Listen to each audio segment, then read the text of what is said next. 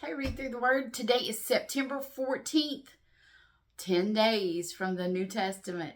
Okay, so September 14th, and we are in Ezra, back in Ezra, and now the temple is the temple's dedication. So we are in, I am just looking at 14b and 15 in Ezra chapter 6. It says this: the temple was finally finished, as had been commanded by the God of Israel, and decreed by Cyrus, Darius, and Artaxerxes, the kings of Persia.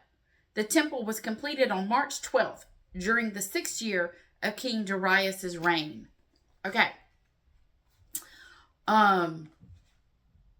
So much. So today's lesson is, I can't remember if I said it already. It's called King of the World.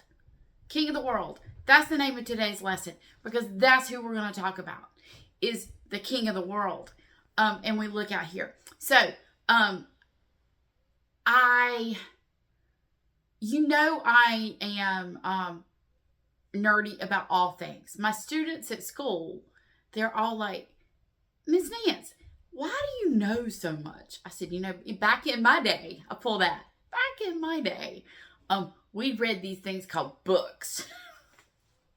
And when I was a little girl, I remember this. We had World Book Encyclopedia, or Grolier encyclopedias at my house.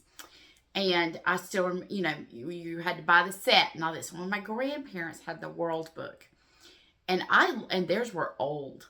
And I love those things. But every time, I still remember, they had a little bookshelf outside their bedroom door.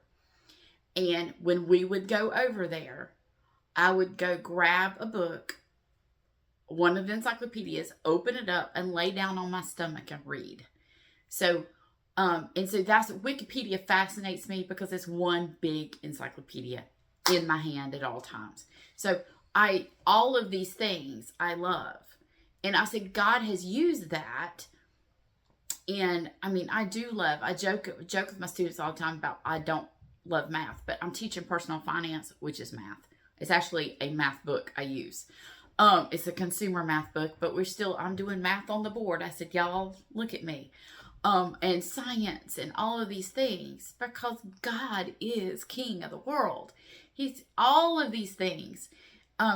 You know what? I said, no matter what I learn, it always makes me look at God bigger. Like we talked about the other week. And that's what I want us to see right here. So in my Bible class right now, it's Theology and Apologetics. We use a book from Summit Ministries, and I love Summit. And if you have a teen and are able to send your student to their camp, I highly suggest it. It's helping them establish a biblical worldview before they leave home. And they do it during the summer. But Summit Ministries, and Jeff Myers is the lead of that ministry. And it used to be John Stone Street, but now Jeff leads it. And Jeff has a book called Truth Changes Everything that I love. He's got many books that are fantastic about applying Christian ideas of putting that first, putting the kingdom first, and how do you do that? And so we use a book called Understanding the Faith, and it's a survey of Christian apologetics, and it starts half the years in theology and half in apologetics, and that's what I use with my students. Well, this week we've been discussing what the Bible is and what the Bible isn't, and the understanding the influence of the Bible. And so one day this week, let's see, I think I've got my purple Bible. Y'all look, my little Tony Evans. I said, at school, we use ESV at school. And so I have my big ESV study Bible that is my favorite Bible ever. And the cover's it comes off in pieces. I need to have it rebound. But I said, here's what you need to understand about history, about the world, about the Bible. Every major empire in history is inside of here. We have record of what God was doing with his hand in history in here. So you've got the Mesopotamians, the beginning of culture after Noah's flood, and Abram being called from Ur. And so you have the rise of different empires. And then, so where we are right now is the Persian Empire is in control. And so you had the Assyrians, and you had the Babylonians, and then the Medo-Persian, and now the Persians, and then the Greeks, and then the Romans, and then the Romans are the last major world power to ever exist. And I said, from that point on, when you have the canon of Scripture, I said, what you have now is every civilization since the Romans has been influenced by this book. Whether they believe it or not, every civilization has been influenced by the Bible.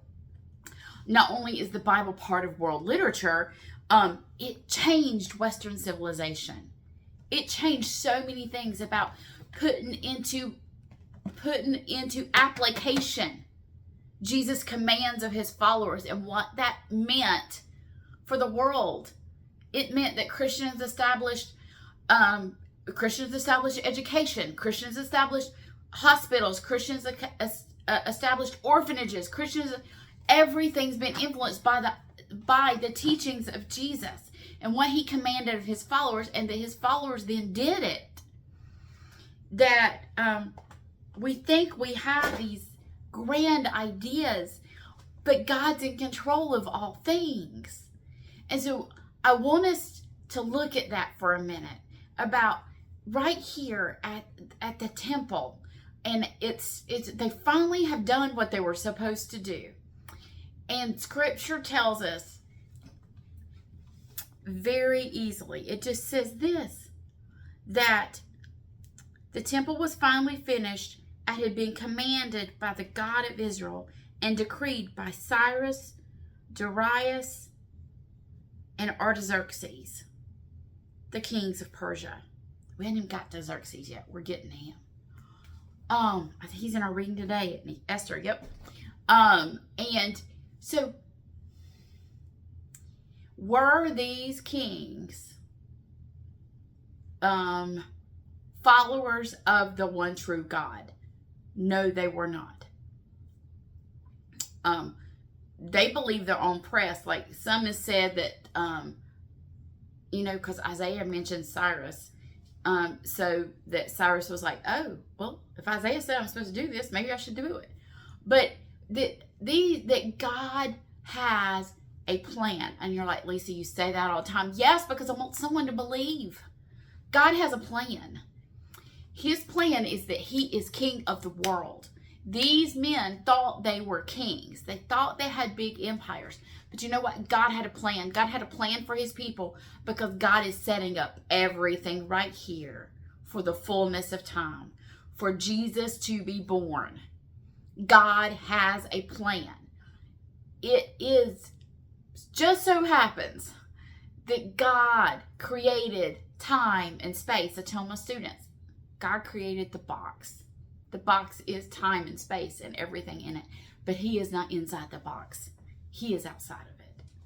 He alone sees the past, present, the future. He knows. He has a plan. He knows where we're going. And he is moving all things so that his plan will be accomplished. These three kings, God is using because he has made a promise. He has made a promise. He has said that Messiah will be born in Bethlehem. Well, that's hard for his people to think about when they're living over in now Persia. You know what? Because God has a plan. He's going to return his people. And he's going to get everything. He's even going to use world empires to force a taxation. He's going to use, God is working all things for the good of those who he loves and are called according to his purpose. That's what is fascinating to me about the Old Testament. As we watch God do this throughout history, moving things. I make this analogy all the time, and it becomes less and less with future generations because they don't quite get it. When I was a little girl, my mom still has some of these. I think some of them hang on my, like cross stitch was huge. Cross stitch was huge when I was little. And ceramics. My dad painted ceramics. My dad is a retired firefighter. And he made this lamp. It's sitting upstairs in my boy's room. One of my boys' room. And he would trade out work. He would like paint stuff for them, but he's got this big ceramic fire truck, and he made a helmet as the lampshade. I'll take a picture of it and post it at some point in Facebook. But he did that, and cross stitch was big. I remember going to the little cross stitch store. They sold ceramics and cross stitch, and I used to make little things. So if you remember cross stitch, or if any of you do embroidery or needlepoint or any of that, see, I'm losing people with this analogy. I'm hoping somebody feels this one, that over a tapestry of some type, that what we see is the backside. And y'all have heard me talk about this, about the meta-narrative of Scripture. We see the backside. You know, this thread crossing here, this thread crossing here, and it is a jumbled mess. Knotted you knot off one to start another color, you crisscross this, you use this color there, everything's all crisscrossy. It makes absolutely no sense. When you flip it over, it's a beautiful picture. One of my fellow teachers at my school is huge. She cross-stitch and she does huge pieces and beautiful things, and they are absolutely gorgeous. I just ended up, I didn't have the patience for the big pieces, and when I would mess up, that little bit of what I messed up would annoy me to death. But the beautiful picture that's created, you know what? God sees that. He knows the picture he's making. He is king of the world. These men just thought they were in control. They weren't, because God had a plan. The decree of God will happen. And how God uses history to make that happen is fascinating. And I'm so glad we get to do that through our chronological reading and see God's hand at work throughout history. And we're not done. We keep on coming and keep on reading and see what he's doing and what he will do. So we'll see you next time on Read Through the Word.